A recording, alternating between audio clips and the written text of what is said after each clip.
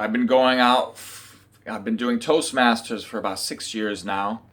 And I always do all of my speeches in Korean language. And every single year, twice a year, there are speech contests in Korean and English. And I always go out for the Korean contest. And I've had various levels of success. Sometimes I go, well, when I first started Toastmasters, I lost all the time because I was competing with native speakers of Korean. And I still speak with or compete with native speakers of Korean, but yeah, I've been sticking to it for 6 years, twice a year. I've been practicing at the clubs, at least giving speeches in Korean once or twice a month. And over that time, obviously, I've gotten a little bit better, but so I've slowly advanced in the speech contests, and I made it to the semifinals a couple of months ago, maybe 2 months ago. I advanced to the semifinals, and I got third place, which was the best I had ever done, but it still wasn't good enough to go to the finals, to the final level here. And so I was happy with myself. I got third place. I was nice and satisfied with that, with those results. And then 2 days ago, I get an email asking if I can participate in the big competition, in the national competition, because the number 2 person, something happened where she couldn't participate. So instead, they asked me, the third place guy, to come and give a speech. So that's what I'm preparing for here. I only have had 2 days to prepare, actually 1.5 days, because I started yesterday and just prepped a little bit this morning. And there are 8 competitors. It's going to be a tough competition. I'm the only non-native speaker. I've been learning Korean for 12 years, but these people have been learning it for their whole lives. So first of all, I'm just really happy that I could make it this far. And this was one of my big goals in my life, was one time before I die, make it to the national Korean speech competition. So by a stroke of luck, I made it today, and today is the day that I'll speak in front of quite a few people. It's on Zoom, so this is coronavirus season, of course, so unfortunately I'm not going to be on stage, but I'll be doing it in front of a crowd on Zoom, on the internet here. So I'm in my room practicing. I've got my clothes on here. I've got my computer. Here's my computer. See, Zoom is in the background. I've got Zoom on, and I'm just ready to get going. And I really am not putting a lot of pressure on myself. I'm just going to have fun with this. Usually I have high expectations for myself. I really want to go to the next level, but since I made it this far, it's a success for me. All I wanted to do is get to this stage, and I did it. So it's a big accomplishment in my life, and let's see what happens. I'm just going to have fun, enjoy it, try to savor the moment as much as I can. So what I'm trying to say is, you guys out there that are watching this video, if there's something you want to do, just put a lot of time and effort into it, and you'll get there. I've been doing Toastmasters for 6 years, so it took me 6 years to do this. And when I first started giving speeches in Korean, I was stumbling over my words. I was forgetting my words in the middle of speeches, and just, shaking and just totally uncomfortable in front of the audience. And now I can speak confidently, and I made it to the national competition. There's probably going to be about, several hundred people watching on Zoom. So let's see how it goes. And I'm feeling excited now. I was a little bit nervous, but I want to channel that energy. Tell myself that it's excitement. It's not nervousness, it's excitement, and it's time to have fun. So let's have fun with this. Let's see how it goes. 살다 보면 이런 차원으로 다른 사람에게 도움이 받게 되는 일들이 많이 생기잖아요.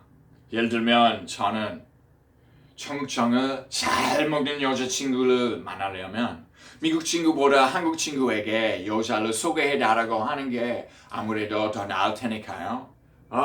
누구를 위해서 개발해야 할지 그거에 대해서 고민해야겠다. 그 전자담배 피우는 사람이 저랑 세계관, 가치관 비슷할까요? 저는 전자담배는커녕 바람도 안 피웁니다. 그리고 매일마다 운동할 뿐만 아니라 설탕, 고기류, 우유 안 먹고 하루 1-2시간 동안 명상하는 사람입니다. 역시 우리 세계관, 가치관 훨씬 다르구나. 초춘삼의 초춘삼의 연서, 그리고 초춘삼의 생각은 모든 사람들 위한 것은 아닙니다. So I practiced about 15 times, so I wrote down all of my times here for the 15 times that I practiced. So I feel good. More than practicing, I try to get my brain ready, so that's how I prepare for these things. I got my brain ready by making sure to get enough sleep.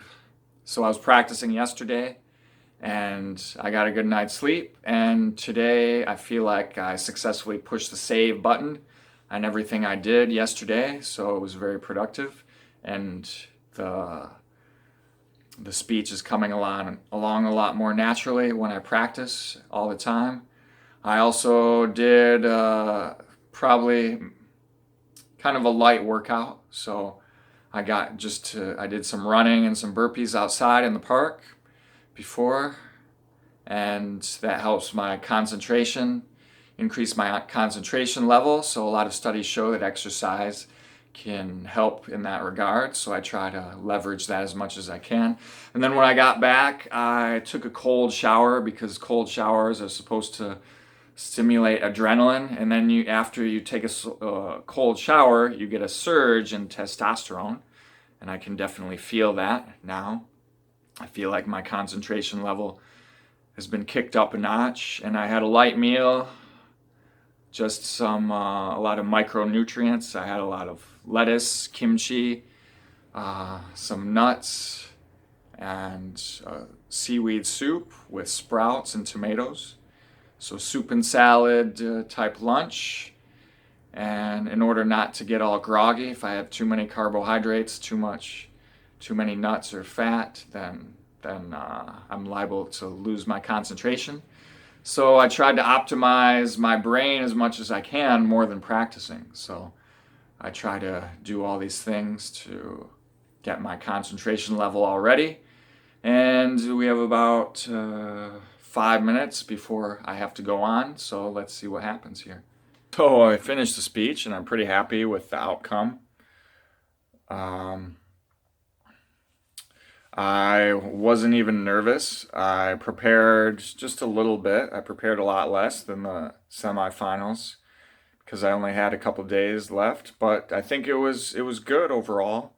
I was happy with the results, and I had an unpredictable situation in the middle of the speech. I was doing it on Zoom, and the contest chair said that my camera was not working about 1 minute through the speech, so I had to restart, and they gave me 5 minutes to figure out the internet connection problem. But hey, I just kept going through it. Sometimes unpredictable situations happen in life, and it's not that big of a deal. It was just an honor to be there at the finals, speaking in Korean there. So that's all I really care about, and I'm so excited just to have that experience once in my life, being at the finals. I hope I can be up on stage soon. I really didn't feel nervous at all. Ironically, just talking to a screen is kind of weird. I usually like to do these speeches in person in front of a lot of people to really feel the energy, feel the audience, and you can hear their applause, you can hear their laughs, and look at people one at a time in the audience, but that's not how it was. Looking at a screen, so I look forward to getting up on stage and doing this soon and just feeding off the energy of the audience. So Anyway, it was fun. I look forward to doing it again next year, and I'm just glad I had the opportunity to compete in the finals, and I'm satisfied with the results.